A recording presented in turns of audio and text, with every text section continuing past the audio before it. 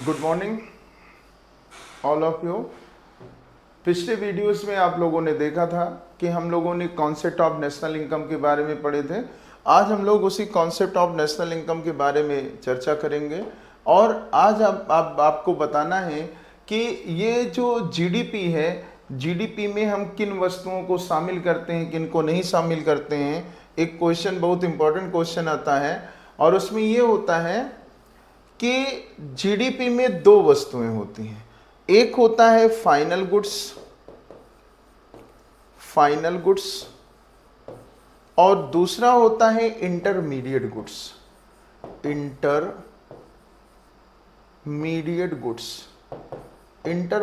Goods.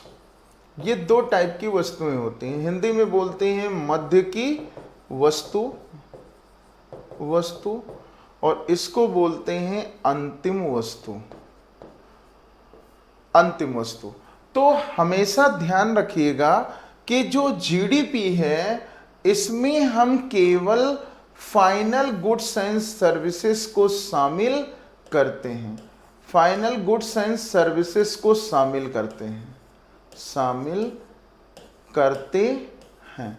यानी final goods and services को हम क्या करते हैं, शामिल करते हैं। और जो इंटरमीडिएट गुड्स होता है इसको शामिल नहीं करते।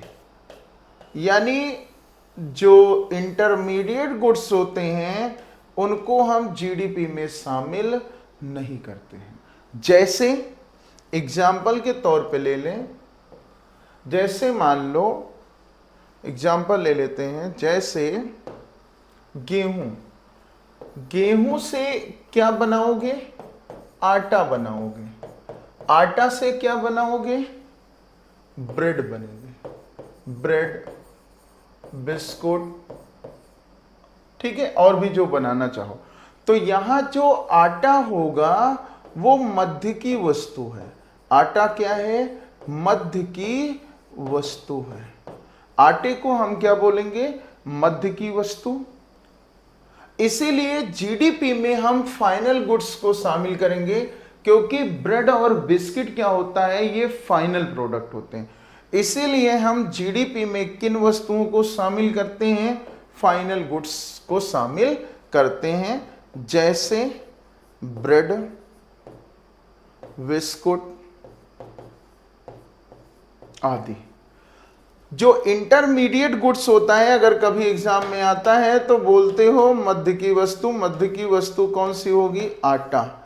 आटे को कभी भी हम जीडीपी में शामिल नहीं करते हैं। अब समझ में आ गई बात। तो जीडीपी में हम किन वस्तुओं को शामिल करते हैं, फाइनल गुड्स एंड सर्विसेज को शामिल करते हैं। अब आते हैं हेडिंग जो पड़ेगी, आपका पहला जो टॉपिक हमारा होगा वो आपका है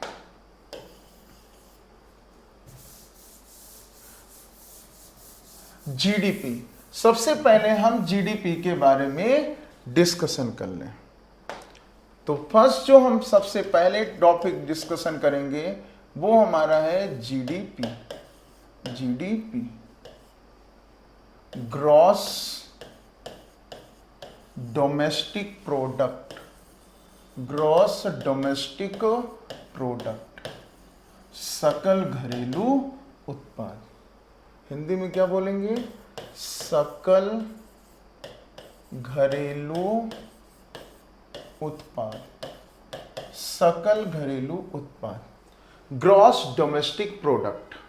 ठीक है, ग्रॉस डोमेस्टिक प्रोडक्ट। अब इसमें बात करते हैं। तो सबसे पहला जो हमारा पॉइंट होगा, जीडीपी में अंतिम वस्तुओं और सेवाओं को शामिल किया जाता है। जीडीपी में करंट ईयर्स के, जीडीपी में वर्तमान वर्ष के उत्पाद की अंतिम वस्तुओं और सेवाओं को शामिल किया जाता है। अंतिम वस्तुओं और सेवाओं को शामिल किया जाता है। सेवाओं को शामिल किया जाता है। को शामिल किया जाता है। शामिल किया जाता है। किया जाता है। ठीक है, दूसरा पॉइंट। नेक्स्ट पॉइंट पे आएंगे। अगला पॉइंट दूसरा होगा, जीडीपी को मुद्रा में व्यक्त किया जाता है। जीडीपी को किस में व्यक्त किया जाएगा? मुद्रा में। जीडीपी को मुद्रा में व्यक्त किया जाता है। मुद्रा में व्यक्त किया जाता है। किया जाता है। जीडीपी को मुद्रा में व्यक्त किया जाता है।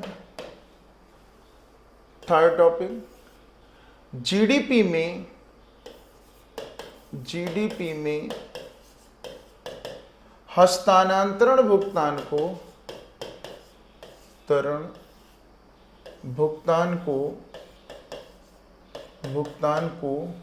शामिल नहीं किया जाता। जीडीपी में हस्तांतरण भुगतान को शामिल नहीं किया जाता। शामिल नहीं किया जाता। नहीं किया जाता। तीसरा, फोर्थ टॉपिक, जीडीपी में डेप्रिसिएशन शामिल होता है। जीडीपी में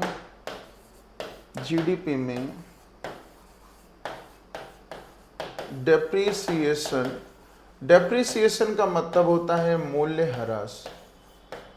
मूल्यह्रास शामिल होता है। शामिल होता है। फिफ्थ पॉइंट, जीडीपी में काले धन को शामिल नहीं किया जाता है। जीडीपी में काले धन को शामिल नहीं किया जाता। शामिल नहीं किया जाता।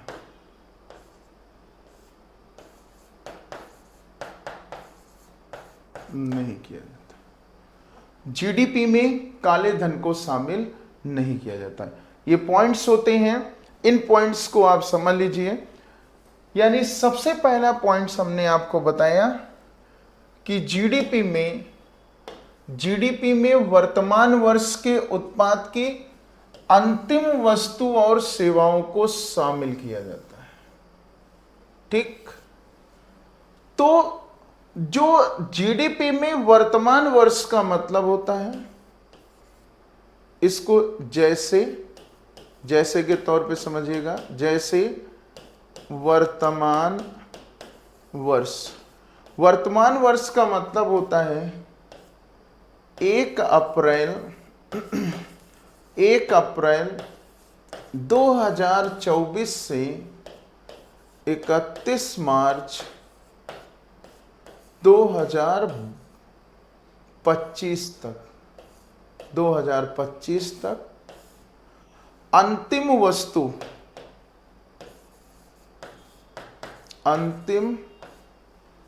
वस्तु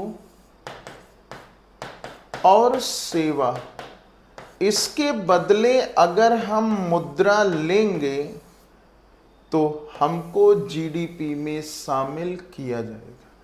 जैसे 1 अप्रैल 2024 से 31 मार्च 2025 तक अगर हम काम करें, यानी काम कर रहे हैं, उसके बदले जैसे हम आपको पढ़ा रहे हैं तो सेवा दे रहे हैं, और सेवा के बदले अगर हम मुद्रा लेते हैं तो हमको राष्ट्रीय आय में यानी जीडीपी में काउंट किया जाएगा। जो वस्तुएं बिक रही हैं, जैसे मान लो हमने पहले बताया था कि ये मान लो मार्कर है, अगर ये 20 रुपए या 25 रुपए का मार्कर है तो 25 रुपए आपने मुद्रा ले लिया, इसलिए हम आपको राष्ट्रीय आय में काउंट यानी जीडीपी में शामिल कर लेंगे। लेकिन अगर आपने पैसा नहीं लिया यानी मुद्रा नहीं लिया तो हम आपको जीडीपी में शामिल नहीं किए। अगर मुद्रा नहीं ले रहे हो, मुद्रा नहीं ले रहे हो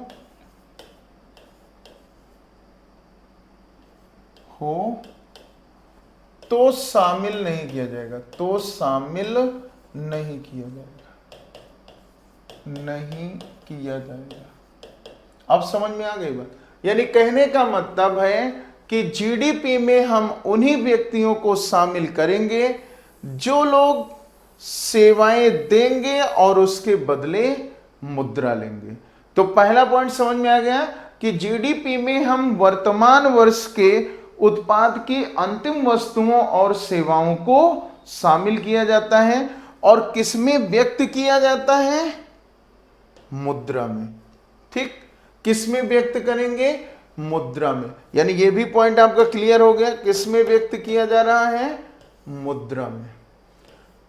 ठीक, तो पहला और दूसरा पॉइंट समझ में आ गया। तीसरा पॉइंट है जीडीपी में ट्रांसफर पेमेंट शामिल नहीं होते। जो ट्रांसफर पेमेंट होते हैं वो 2 टाइप्स के होते हैं। एक होता है विदाउट सर्विसेज, विदाउट सर्विसेज। अब विदाउट सर्विसेज का मतलब हो गया कि जैसे पेंशन योजना, पेंशन योजना, छात्रवृत्ति, स्कॉलरशिप। जैसे मान लो जो पेंशन धारक होते हैं उनको हर महीने पैसा मिलता है लेकिन वो सर्विसेज के बदले नहीं मिलता है। क्या है? आर्थिक सहायता। जो सर्विसेज के बदले पैसा मिलेगा उसको हम किसमें शामिल कर लेंगे? जीडीपी में हम उनको शामिल करते हैं। ठीक, दूसरा है यहां पे चौथा पॉइंट हमारा है कि जीडीपी में डेप्रिसिएशन शामिल नहीं होता, शामिल होता है डेप्रिसिएशन शामिल। मूल्य ह्रास, मूल्य ह्रास का मतलब यूं समझो कि जैसे मान लो अगर आपने बाइक ले आए हो, क्या लाए हो? बाइक। बाइक मान लो आपने 1,20,000 रुपए की ले आए हो, ठीक, शोरूम से निकाल के लाए। अब अगर इसको बेचो, बेचो तो प्राइस इसके क्या हो जाएंगे? घट जाएंगे। कोई कहेगा 1,00,000 रुपए ले लो, कोई कहेगा 19,000 ले लो,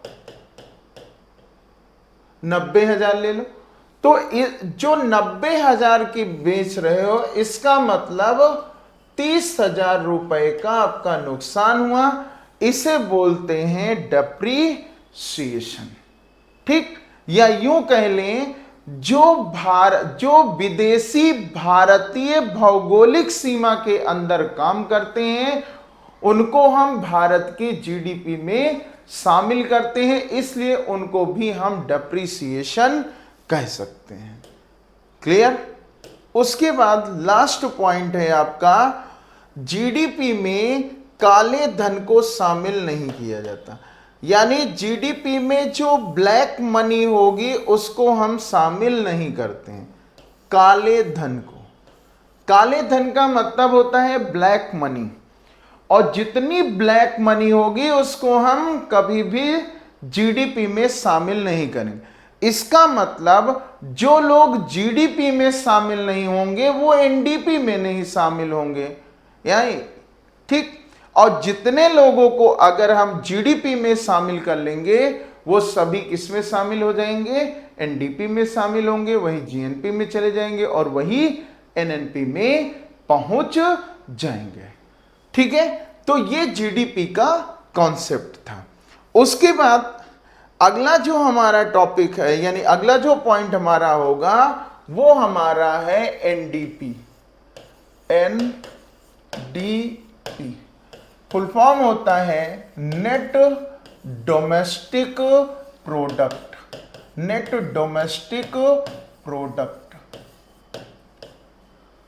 शुद्ध घरेलू उत्पाद, उत्पाद। इसको निकालने का सीधे सीधे हम फार्मूला रख दें, यानी NDP is equal to GDP minus depreciation, GDP minus depreciation. ठीक, यानी जो विदेशी भारत में काम करते हैं, जो विदेशी भारत में काम करते हैं, उनकी इनकम को हम जीडीपी से माइनस कर दें तो क्या निकल के आ जाता है, एनडीपी निकल के आ जाएगा। इसे बोलते हैं नेट डोमेस्टिक प्रोडक्ट। ठीक है, यानी कहने का मतलब जो विदेशी वस्तुएं भारत में बिक रही होंगी और जो विदेशी लोग काम कर रहे होंगे, उन सभी की आय को हम क्या करेंगे, माइनस कर देंगे। किससे, जीडीपी से। तो क्या निकल के आ जाता है, एनडीपी आ जाता है। क्लियर। उसके बाद अगला जो हमारा वो पॉइंट है, नेक्स्ट पॉइंट हमारा है वो है जीएनपी। क्या है, थर्ड पॉइंट हमारा क्या है, GNP, GNP, GNP full form होगा gross national product, gross national product, सकल राष्ट्रीय उत्पाद, सकल राष्ट्रीय उत्पाद, ग्रॉस नेशनल। इसकी डेफिनेशन होगी किसी देश के अंदर, किसी देश के अंदर और विदेशों में अर्जित की गई आय, विदेशों में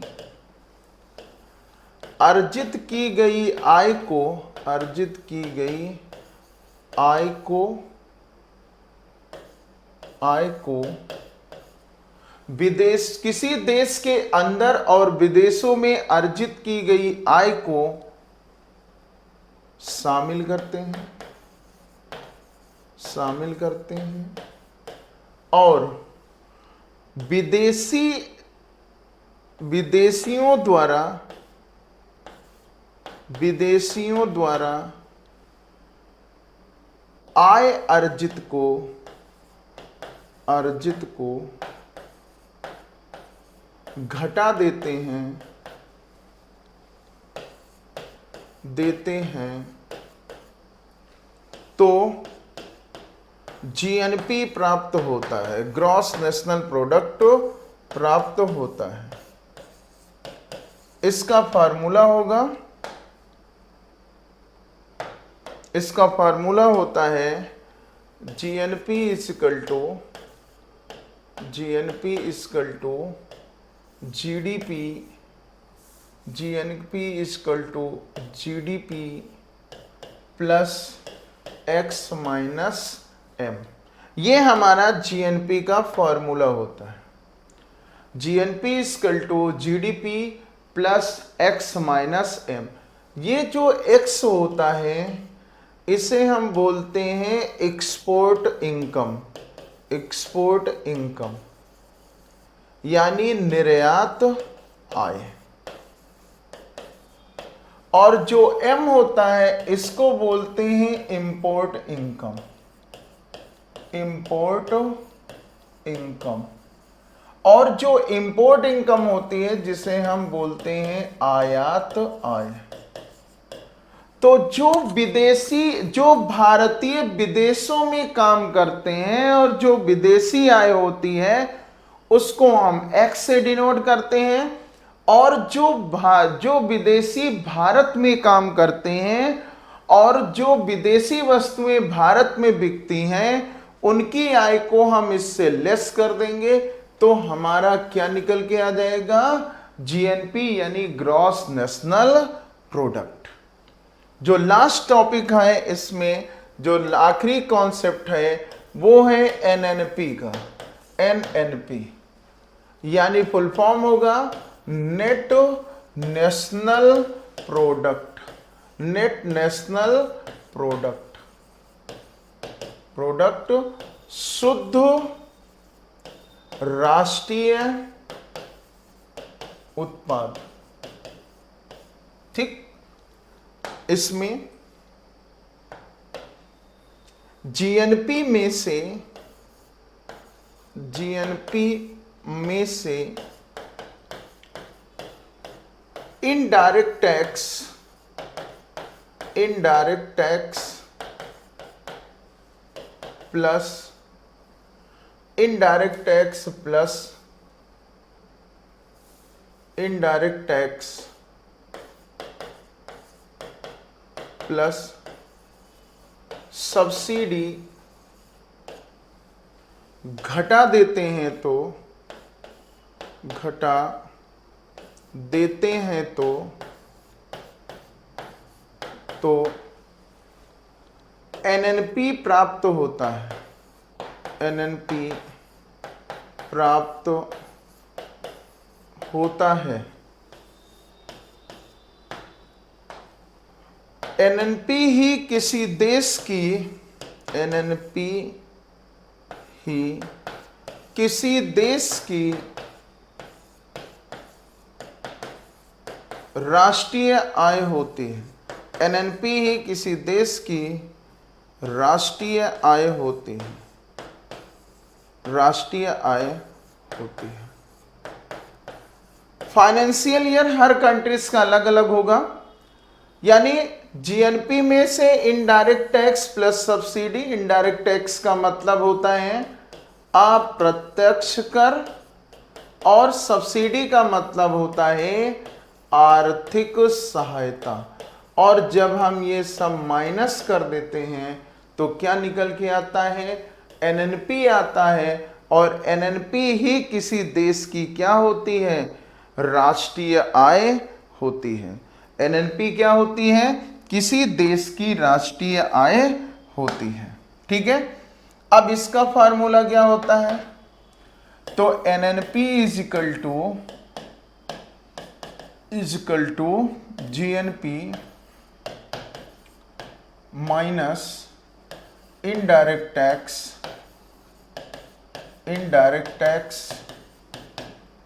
प्लस सब्सिडी, प्लस सब्सिडी। इसको जब हम माइनस कर देंगे तो हमारा क्या निकल के आ जाएगा, एनएनपी।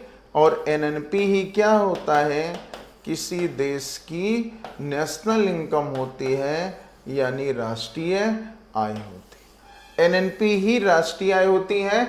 और कई बार एग्जाम में क्वेश्चन भी पूछा गया है कि निम्नलिखित में से कौन सी राष्ट्रीय आय होती है, तो एनएनपी ही हमारी क्या होती है, राष्ट्रीय आय होती है। नेक्स्ट पॉइंट पे आते हैं, अगला पॉइंट। अब आपको बताना है पर कैपिटा इनकम यानी प्रति व्यक्ति आय। पर कैपिटा इनकम, प्रति व्यक्ति आय। तो जो प्रति व्यक्ति आय है, पर कैपिटा इनकम कैसे निकालेंगे, इसका फार्मूला देख लीजिए।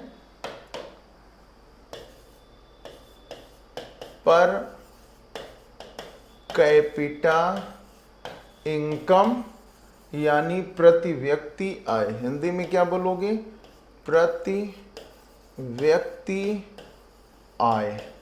प्रति व्यक्ति आय बराबर क्या हो जाएगा, total income, total income upon total population, total population.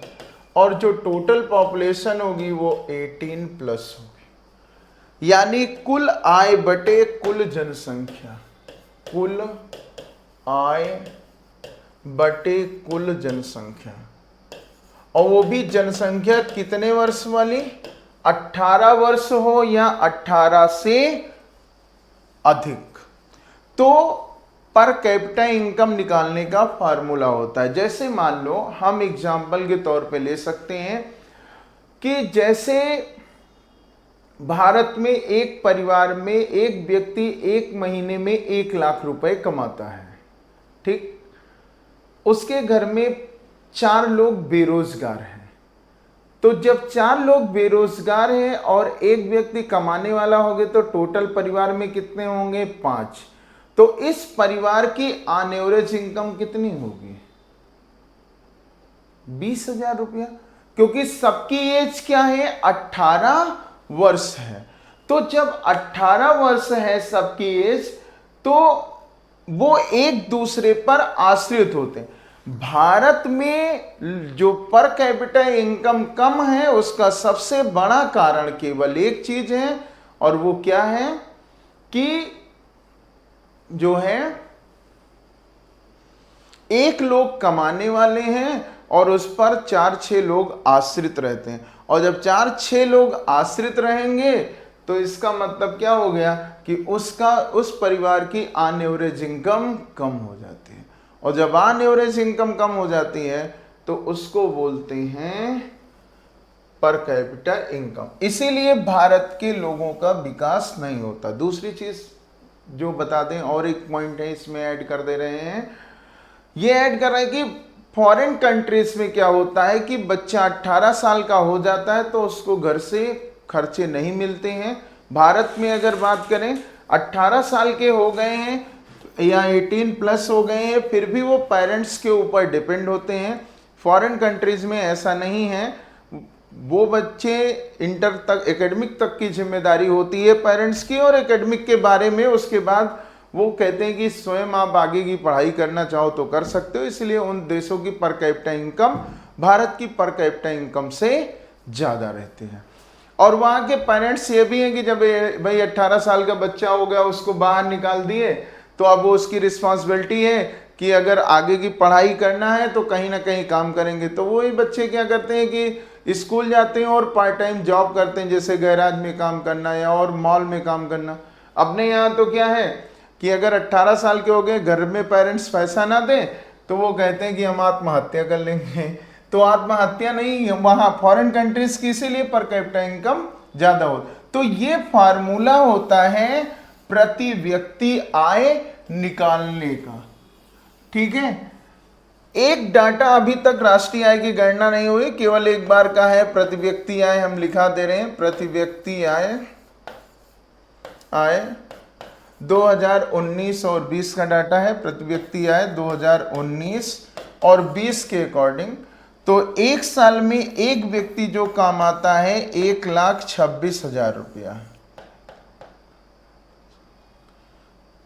तो 1,26,000 एक व्यक्ति एक साल में कमाता है। तो अगर हम इसे 12 से भाग कर दें तो 12 एक नंबर 12, 12 पंजे 60, यानी प्रति माह 2019 में एक व्यक्ति एक महीने में चाहे वो काम करे और चाहे ना करे उसकी इनकम 10,500 रुपए है। ये क्लियर हो गया। तो इसका मतलब ये है कि जो लोग काम नहीं कर रहे हैं वो भी शामिल है और जो काम कर रहे हैं वो भी। इसीलिए भारत की जो पर कैपिटा इनकम है वो लगभग ऐसा ही है 11,000 या 12,000, लेकिन उसमें भी जो लोग काम नहीं करते वो भी इंक्लूड हैं। तो अगर एज 18 साल या 18 प्लस हो गई है तो जैसे सेंसस आती है, जनगणना होगी, तो उसमें पूछा जाता है कि बच्चा 18 साल है, अगर 18 साल से ऊपर हो गए 19 है 20 25, तब पूछते हैं क्या करते हैं। अगर वो कुछ नहीं करते हैं तो जो लोग घर में काम करते रहते हैं उन्हीं में उनको शामिल कर दिया जाता है। इसीलिए भारत में प्रति व्यक्ति आय कम है।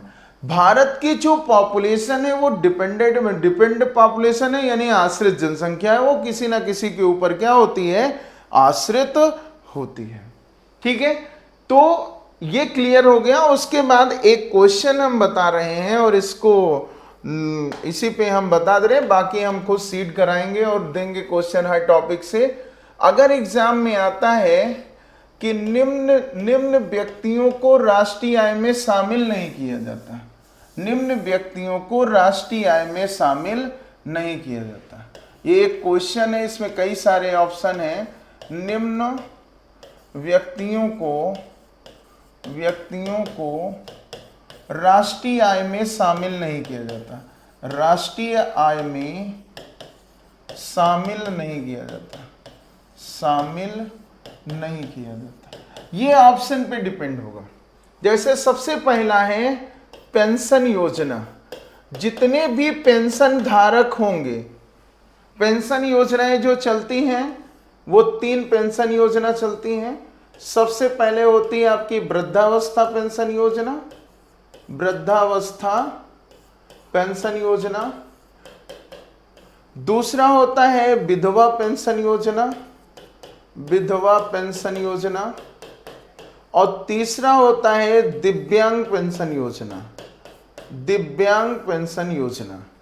ये 3 पेंशन योजनाएं हैं जिनमें पैसा तो आता है, इनको हम नेशनल इनकम में काउंट नहीं करते हैं। लेकिन अगर आपके मन में एक क्वेश्चन है तो उसका भी आंसर दे रहे हैं। अगर आप लोग कहते हैं कि जो लोग सरकारी नौकरी में रिटायर होते हैं तो उनको टैक्स देना पड़ता है, अगर वो इनकम टैक्स के स्लैब के दायरे में आएंगे, ये वो लोग हैं जो बुजुर्ग हो गए हैं, 60 साल के ऊपर हो गए हैं, अब उनको काम करने की कोई वो नहीं है, तो उनको हम सरकार क्या करती है, आर्थिक मदद के तौर पर पेंशन योजना शुरू की। तो जितने भी पेंशन धारक होंगे उनको कभी भी हम राष्ट्रीय आय में काउंट नहीं करेंगे। दूसरा पॉइंट, जैसे स्कॉलरशिप, छात्रवृत्ति, स्कूल में आप पढ़ने जाते हो, स्कॉलरशिप छात्रवृत्ति, आप स्कूल में पढ़ने जाते हो, उसके बदले फीस जमा करते हो और सरकार आपकी क्या करती है, आर्थिक तौर पर आपको स्कॉलरशिप देती है। तो जो स्कॉलरशिप का भी पैसा होता है इसको भी हम राष्ट्रीय आय में काउंट नहीं करते। उसके बाद थर्ड पॉइंट हमारा आता है पर्सनल इनकम, यानी व्यक्तिगत आय, व्यक्तिगत आय। और जो व्यक्तिगत आय होती है वो किसकी होती है, किसान की। किसान की रबी और खरीफ की फसल चाहे जितने लाख की बिके उस पर कोई टैक्स नहीं पड़ेगा, खरीफ और रबी की फसल। इसीलिए जब किसान की फसल बिकती है, चाहे वो 10 लाख की बिके चाहे 15 लाख की, उस पर कोई टैक्स नहीं, तो इनको भी हम राष्ट्रीय आय में शामिल नहीं करते हैं। उसके बाद नेक्स्ट जो आते हैं वो आपका होता है ट्रांसफर पेमेंट, यानी फोर्थ जो पॉइंट होगा वो आपका है ट्रांसफर पेमेंट, यानी हस्तांतरण भुगतान, भुगतान यानी ट्रांसफर पेमेंट। और जो ट्रांसफर पेमेंट होते हैं वो 2 टाइप्स के होते हैं। जैसे मान लो सर्विसेज दे रहे होंगे तो वो काम करते हैं तो काम के बदले पैसा लेंगे, उनको राष्ट्रीय आय में शामिल कर लेंगे। लेकिन अगर बगैर सेवा के पैसा होगा, बगैर सेवा का जो भी पैसा होगा, जो भी पैसा होगा उसे हम राष्ट्रीय आय में शामिल नहीं करेंगे, होगा उसे राष्ट्रीय आय में शामिल नहीं करेंगे।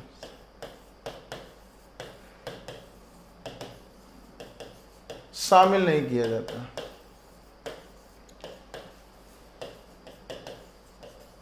किया जाता ठीक।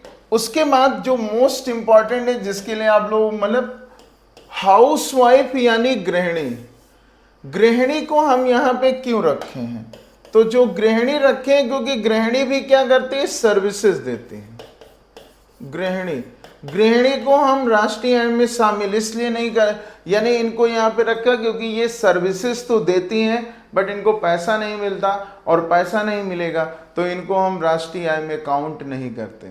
जैसे मान लो हम लोग कपड़ा प्रेस घर में होता है तो पैसा नहीं देते, लेकिन अगर धोबी आता है तो धोबी 5 रुपए कपड़ा लेगा, उसका पैसा हम दे देते हैं। लेकिन घर में अगर बहन कर दे या वाइफ कर दे या कोई भी कर दे कपड़ा प्रेस तो हम उसको पैसा नहीं देते। एक प्लेट बाहर आप खाना खाते हो तो आप पैसा दे आते हो, ठीक, और वही एक प्लेट घर पे खाना मिलता है तो हम उसका कोई पेमेंट नहीं करते। तो ऐसे लोग हैं जिनको हम राष्ट्रीय आय में शामिल नहीं करते। बाकी वकील अगर वकालत कर रहा होगा तो वो अपनी फीस रखे होगा, मुफ्त की सर्विसेज नहीं देगा, और यदि अगर वो मुफ्त की सर्विसेज देगा तो उसे हम राष्ट्रीय आय में काउंट नहीं करेंगे। साथ ही साथ जितने भी एक्टर्स होते हैं, अभिनेता और अभिनेत्री होते हैं, ये सब अपनी एक्टिंग का पैसा लेते हैं, जितनी अच्छी एक्टिंग उतना अच्छा पैसा, ठीक है।